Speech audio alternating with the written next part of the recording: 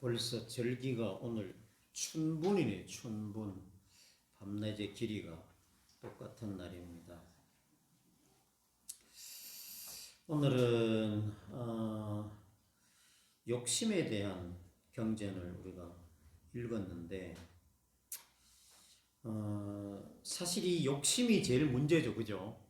욕심을 없앨 수가 있을까요? 욕심을 없앨 수가 없죠.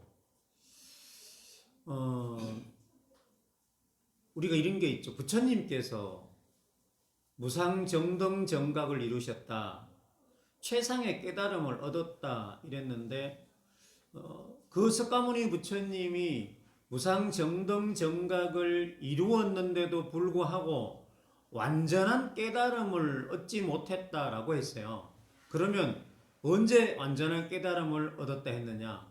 열반에 드셨을 때 비로소 완전한 깨달음을 얻었다 이렇게 말씀하셨어요. 그럼 그게 무슨 뜻이냐 이거지. 그건 바로 우리가 이 육체라고 하는 것이 있는 한은 욕망이 끊임없이 일어나고 괴로움이 있을 수밖에 없다라는 거죠. 육체가 있는 한은. 그러지 않겠어요, 그죠?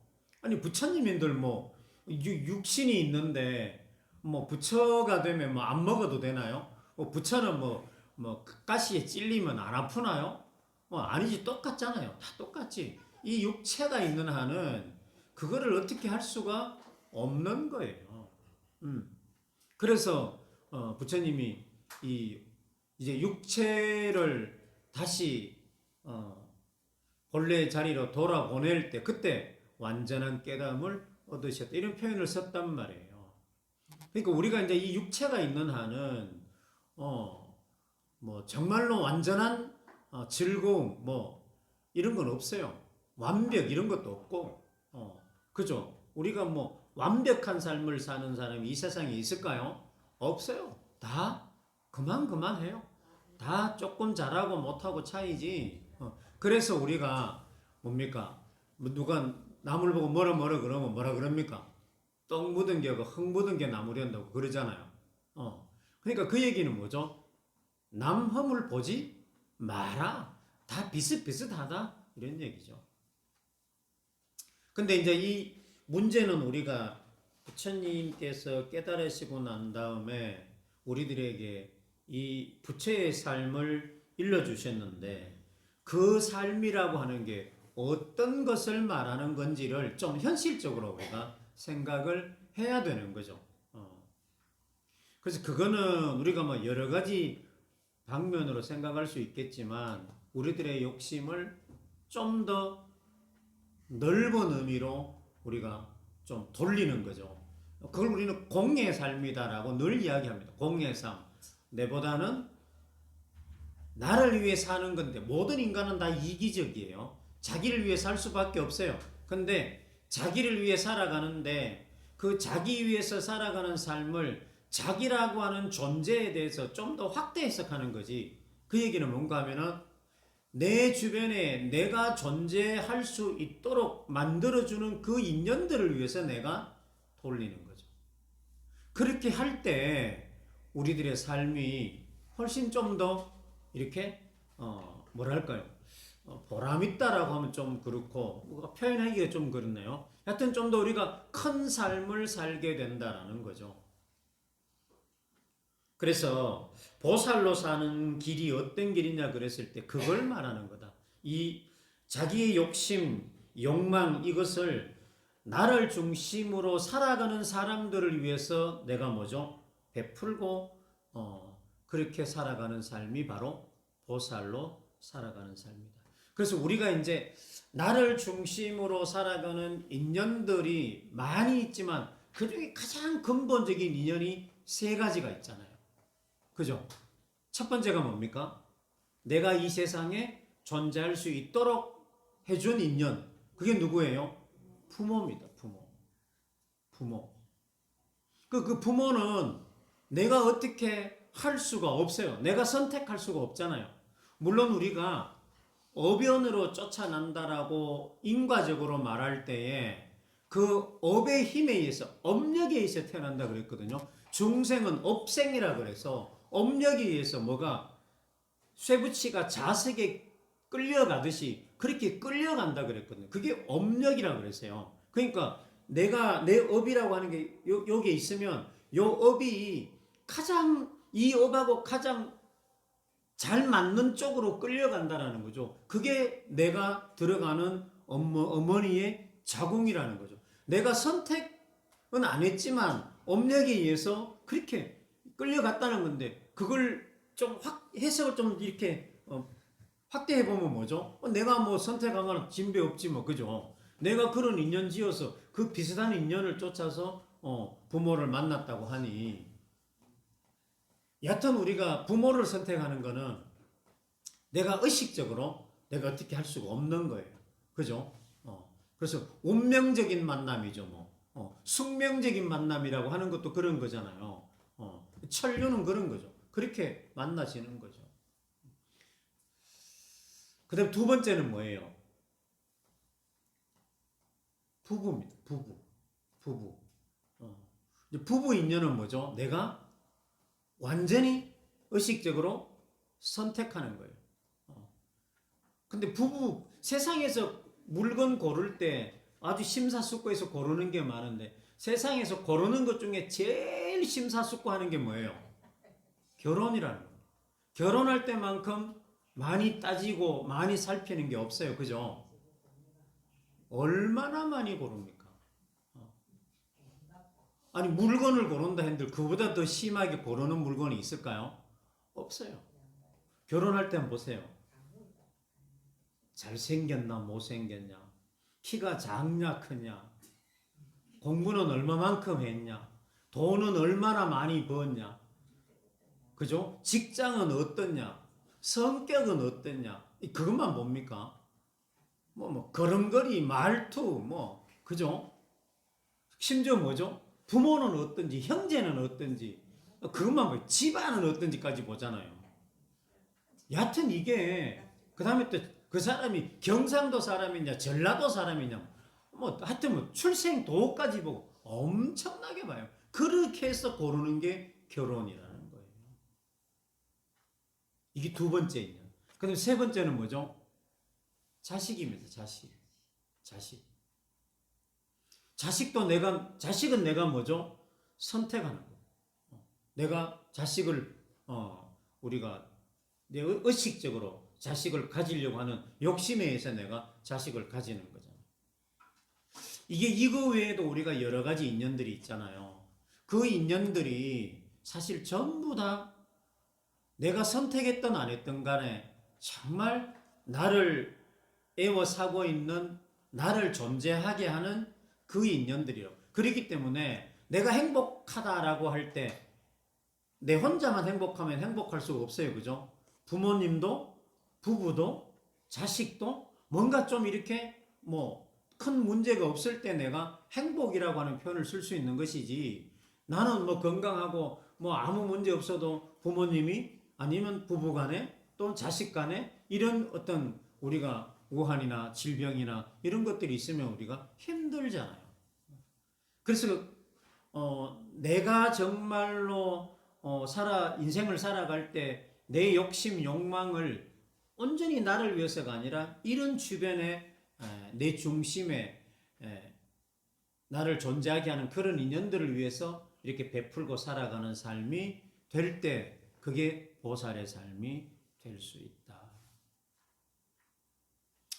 우리가 이제 부모가 자식을 선택했는데 이 부모가 자식을 선택했다는 얘기는 우리 수요와 인과 구분에 보면 우리들의 수명이 정해지는 것이 부모 태중에서 정해진다 그랬잖아요. 그죠? 전생에 내가 지었던 선악의 어떤 그런 업과 그 다음에 내가 죽고 난 다음에 부모 권속들이 지은 선악의 업과 그 다음에 내가 금생에 엄마 뱃속에 들어와 가지고 280일 동안에 부모가 지은 그런 선악의 업이 보태져서 뭐가 된다고요? 우리들의 수명이 된다라고 이게 회당대조사께서 수요와 인과 구분해 보면 해놨잖아. 그죠? 근데 이거를 우리가 공부해가 이걸 알 수 있겠어요?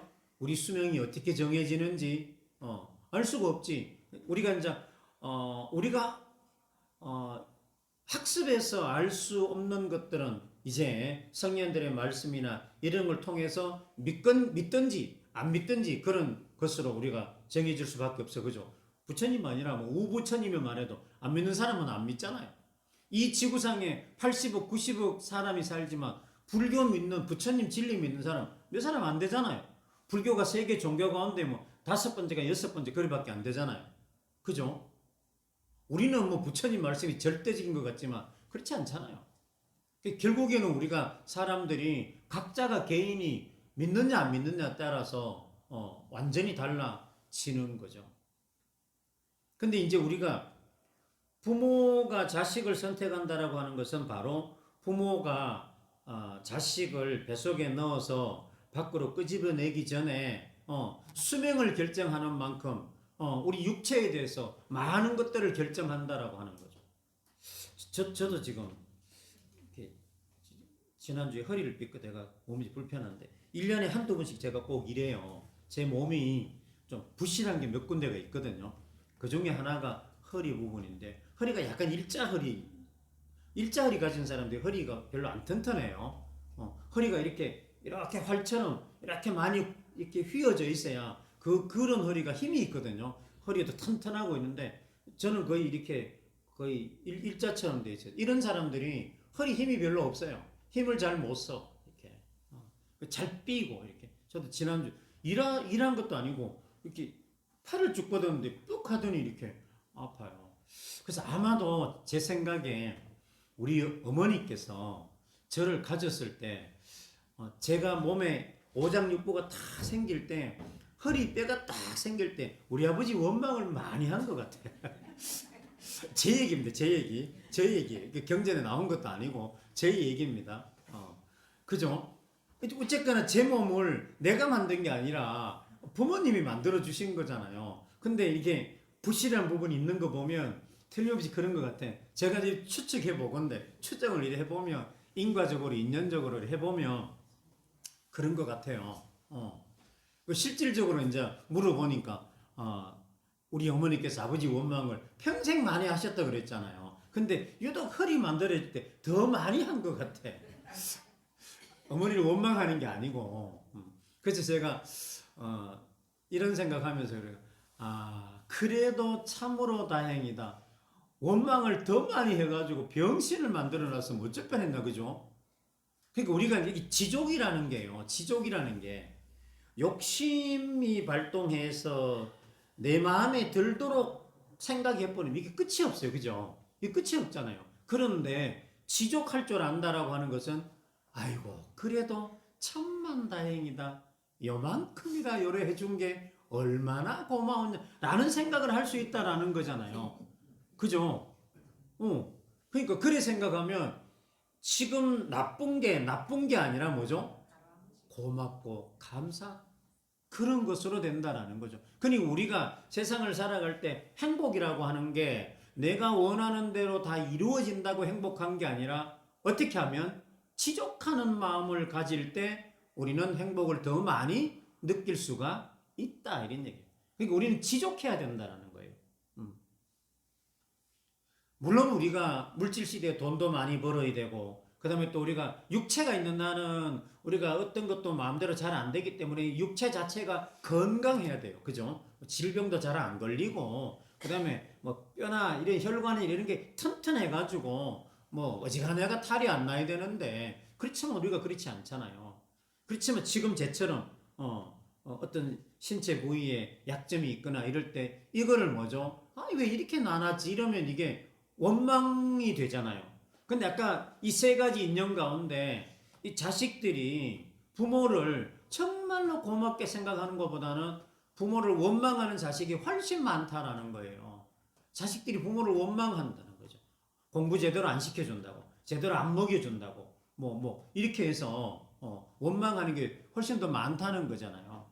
그러니까 우리들이 살아가는 삶이 중생의 삶이 될 수밖에 없는 거지. 중생심이라는 게 그런 거니까. 중생이란 말이 그게 짐승이라는 얘기잖아요. 짐승에서 나온 말이거든요. 그건 뭐죠? 짐승은 뭐죠? 본능적으로 사는 거잖아요. 본능만 가지고 사는 게 짐승이지. 근데 우리 인간은 뭐죠? 그 본능만 있는 게 아니라 이성이라고 하는 게 있잖아요. 그래서 정말 인간만이 할 수 있는 거잖아요. 인간만이. 이 지족하는 것도 뭐예요? 인간만이 할 수 있는 것들이잖아요. 물론 짐승들도 뭐 어느 정도는 되겠지만, 근데 인간하고는 이성적으로 판단해서 그렇게 하지는 않을 거 아니에요. 그죠? 뭐 제가 뭐 짐승이 안 돼봐가 짐승이 어떤지 모르겠어요. 동물학자도 아니고, 뭐 범이 어떤지, 뭐 호랑이 어떤지, 근데 요즘 그 유튜브 같은 데 보면 요즘 애완견들이 많이 나와가지고 애완견들이 행동하는 걸 찍어 놓은 걸 이 영상에 올라오는 거 보면 야, 저게 개가 저게 생각이 없다고 할 수 있을까라고 할 정도로 그죠? 개들이 아주 지능적으로 하는 게 너무 많더라고. 뭐 주인을 뭐 쓰러지니까 주인을 막 흔들어 깨우고 막 이런 거 보면 그다음에 주인이 장난삼아 물에 빠지니까 막 개가 막 들어가서 그 물거나 이런 거 보면 그 사람보다 낫잖아요. 그런 거 보면. 근데 그거 보면은 걔가 본능만 있다고 말하기가 어려운 거예요. 이거 보면. 아니 그게 본능이 작용되고 그렇게 하겠냐고. 그죠? 근데 뭐 제가 동물을 연구해 본 것도 아니고 알 수가 없지. 학자들이 해놓은 것 가지고 믿을 수밖에 없는 건데. 근데 여하튼 우리 짐승은 본능적으로 주로 움직이는 거고 인간은 그 본능 위에 이 이성이 있기 때문에. 그래서 우리가 이제 많은 사람들이 행복하기를 바랍니다. 근데 행복이라고 하는 것은 우리가 막연하게 욕망을 쫓아서 욕구 충족하는 쪽으로만 생각해서는 행복하기가 그리 쉽지 않다. 그럼 어떻게 해야 되냐? 지족하는 마음을 가져야 된다. 우리 지족하는 마음 가지면 우리 보살님들 60년대, 50년대, 60년대 생각하면 지금 생각하면 뭐죠?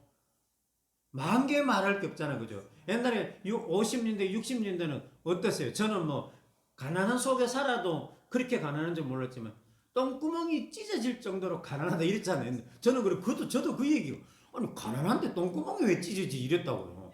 표현을 그렇게 했죠, 어른들이. 그죠? 근데 그걸 저도 알아봤더니, 저도 그거 먹어봤거든요. 송진. 소나무 껍질 봄에 싹 깎아버리면 그 송진 있잖아요. 그거 갖고 와서 물에 해가지고 그거 밥에 넣어가지고 이렇게 먹는 저 조금 먹어봤거든요.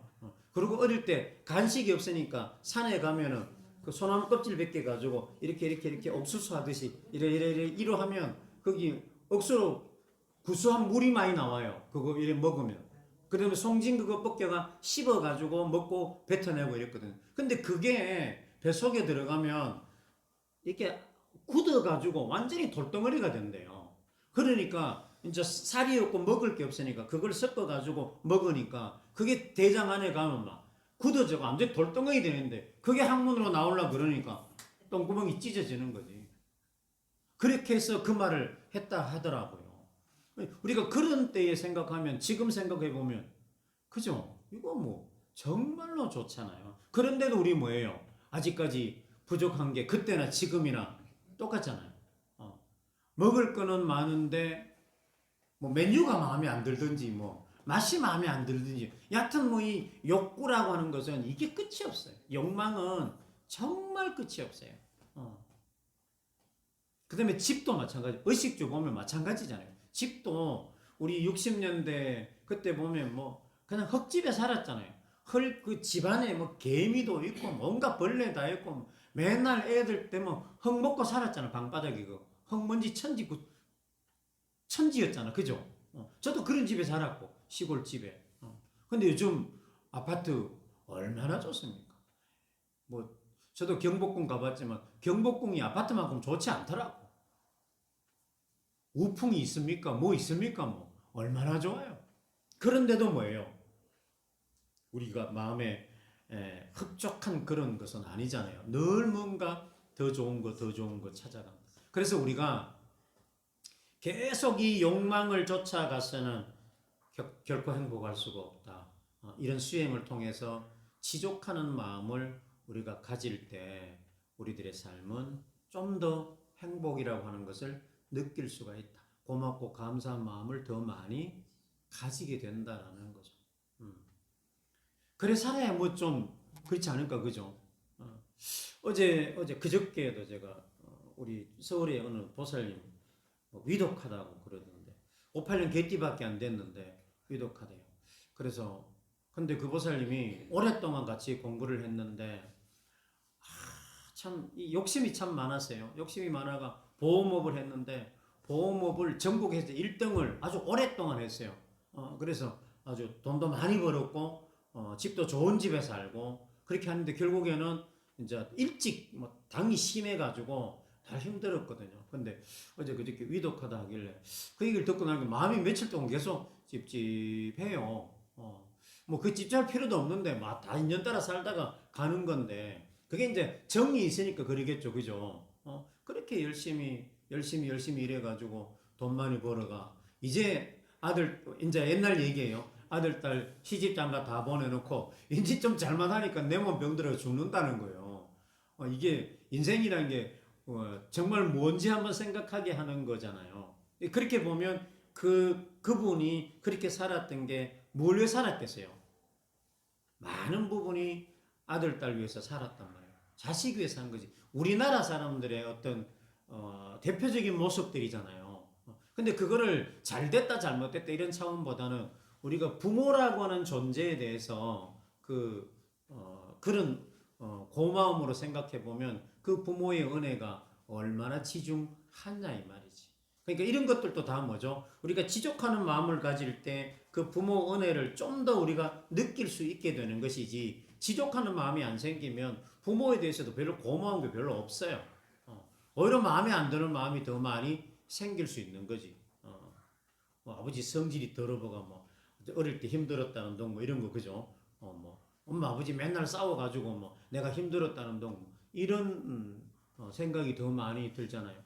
제가 지금까지 오면서 이렇게 상담을 많이 하잖아요. 근데 그 서울에 있을 때 어느 우리 청년 한테 그 상담을 했는데 엄마 아버지가 일찍 그 서로 해가지고 자기가 고아원에서 자라가지고 그게 여기 막 꽉 맺혀 있더라고요. 엄마 아버지에 대한 불만이. 근데 그거를 가지고 있는 한은 잘 되기 어렵잖아요. 근데 이제 생각을 바꿔줘야 되는데 그 생각 바꾸는 게 쉽지가 않더라고. 근데 이제 이 지족 얘기, 이 얘기를 엄청나게 많이 주고받았어요. 근데 나중에는 그걸 그 친구가 풀어냈어요.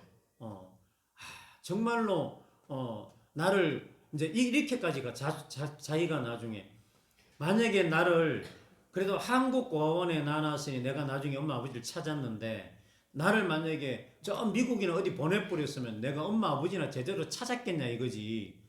요렇게 접근해 가니까 그래도 좀 위로가 되어서 나중에 이 속에 막 이 원망의 덩어리들을 어느 정도 많이 풀어냈어요. 지금 잘 돼 있어요. 그 친구가. 근데 우리가 살아가면서 이 지족하는 마음을 안 가지고 어떤 내 욕심 이쪽으로 가면은 은혜로 안 여겨지고 오히려 원망하는 경우가 되게 많습니다. 실질적으로.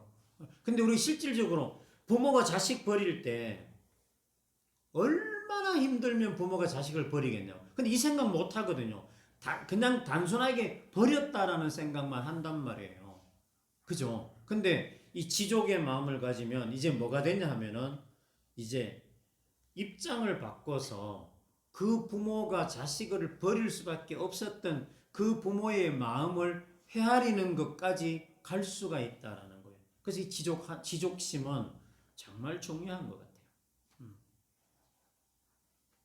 그래도 우리들은 뭐 나름대로 잘하고 있지만 그래도 이 지족하는 마음은 우리가 늘 좀 생각하고 그 지족심을 일으키도록 하면서 살아가야 될 것 같아요.